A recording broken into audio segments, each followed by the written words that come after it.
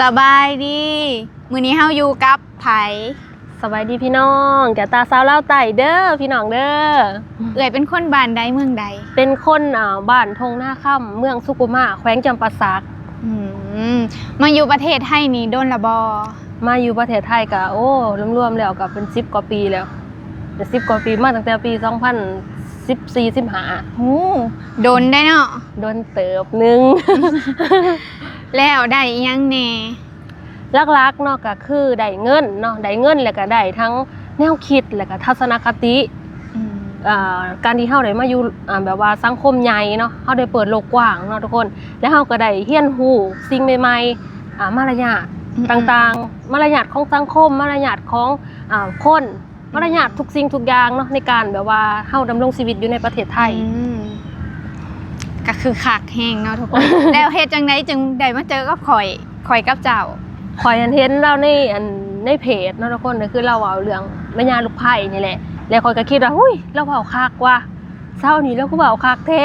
ข่อยก็เลยเข้าไปกดไลค์กดแชร์แล้วเราก็ขับทักไปหาเราเขาก็ว่าเฮามาถ่ายคลิปร่วมกันบ่จักมืออีหยังว่าสินะคือแบบมีความสนใจต่อโตเราหั่นแหละพี่น้องและข่อยอยากสิถามเจ้าว่าเนาะแรกๆที่เจ้าจะมาเฮ็ดคลิปนี่มีอีหยังที่ว่าจูงใจเจ้ามีความสนใจแบบใดที่ว่าข่อยอยากเฮ็ดคลิปข่อยอยากไปต่อเกี่ยวกับการถ่ายคลิปนี่นะเกี่ยวกับการถ่ายคลิปช่วงนั้นประมาณปี2020เนาะค่อยเริ่มต้นเฮ็ดคลิปปี2020ปี2019ว่างนี่แหละค่อยมักปี2021ต่อมาข่อยก็เฮ็ดแต่บ่ได้ปังเด้ปี2019 2020เฮ็ดไปเรื่อยๆแรงบันดาลใจของข่อยก็คือเอื้อยนุชดาวแล้วก็ไอพรสตูดิโอเนาะไอพรแล้วเฮ็ดคลิปเกี่ยวกับซอยเหลือคนตามหาคนส่วนเอื้อยนุชดาวก็เฮ็ดคลิปเกี่ยวกับวิถีชีวิตชาวลาวหรือว่าเกี่ยวกับชีวิตประจำวันของเราเองแล้วก็เป็นการแสดงความคิดเห็นนั่นนี่ต่างๆแล้วข่อยเบิ่งคลิปเขาเจ้าข่อยเบิ่งแล้วข่อยก็รู้สึกว่าข่อยปลื้มในสิ่งที่เขาเฮ็ดเขาคือเฮ็ดได้เขาคือมีความสามารถแล้วนี่ข่อยก็เลยแบบตัดสินใจเฮ็ดเบิ่งแรกๆข่อยเฮ็ดย้อนเอาตรงๆนะทุกคนย้อนว่าข่อยอยากเก็บไว้เบิ่งเซฟไว้เบิ่งว่าเนี่ยสิ่งที่ข่อยผ่านมาข่อยได้เจอแบบนั้นแบบนี้ข่อยได้เก็บไว้เบิ่งหลังๆมาข่อยฮู้ว่ามันได้เงินบัดบ่มันได้อีหลีบ่เฮ็ดคลิป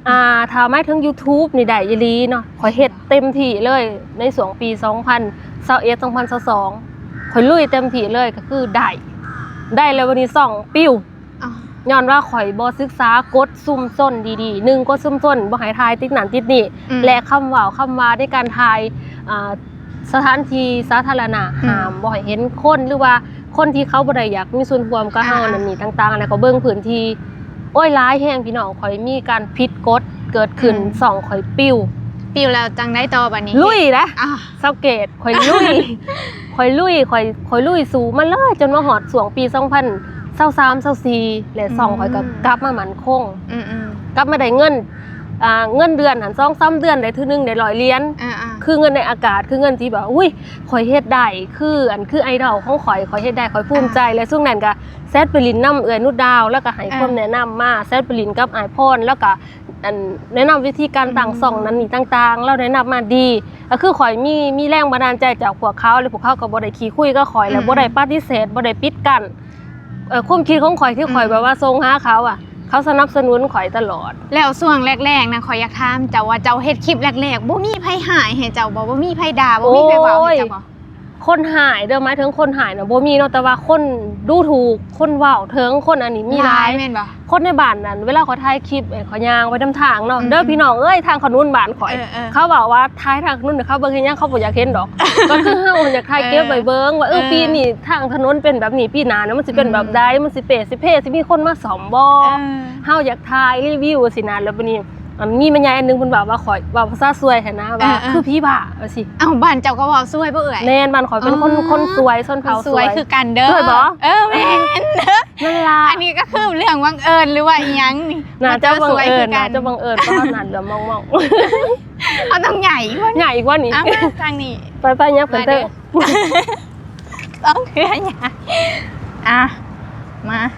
ต่อได้แล้วก็ได้เงินอีหลีบ่ได้หลายบ่เอ่ยก็คือได้เงินบ่นี่ได้แท้เนาะแต่ว่าข่อยได้บ่หลายเนื่องจากว่าข่อยบ่ได้แม่น2ใหญ่แล้วก็คนเบิ่งข่อยบ่หลายคนเบิ่งประมาณหลักพันหลักร้อยยังบ่สิแต่ว่าข่อยก็ภูมิใจสิมี FC เพิ่นคอมเมนต์ให้กำลังใจโดยเฉพาะ FC ฝั่งไทย เพิ่นสิคอยสนับสนุนมีส่วนหนึงที่แบบว่า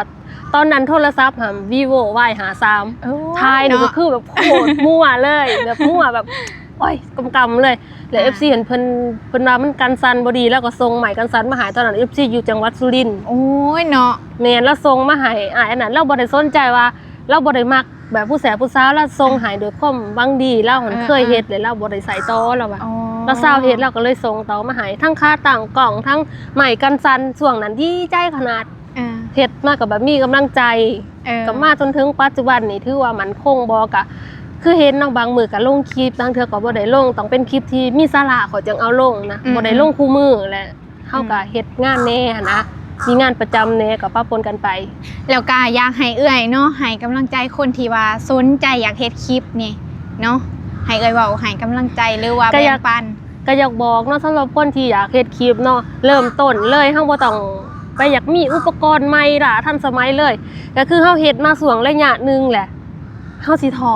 เฮาเริ่มท้อแล้วเฮาบ่ฮู้ว่าเฮาสิเซาเฮ็ดมื้อใดเพราะฉะนั้นจุดเริ่มต้นโทรศัพท์จะมีแบบใดให้เจ้าเริ่มถ่ายแบบนั้น ถ้าเจ้ารู้สึกว่ามันม่วนในนั้นเจ้ามักอีหลีเจ้าไปฝึกตัดต่อเบิ่งในคลิปที่เขาลงค่ะมันมีให้เฮาสอบหาเบิ่งในคลิปนั้นนี่ต่างๆแล้วเ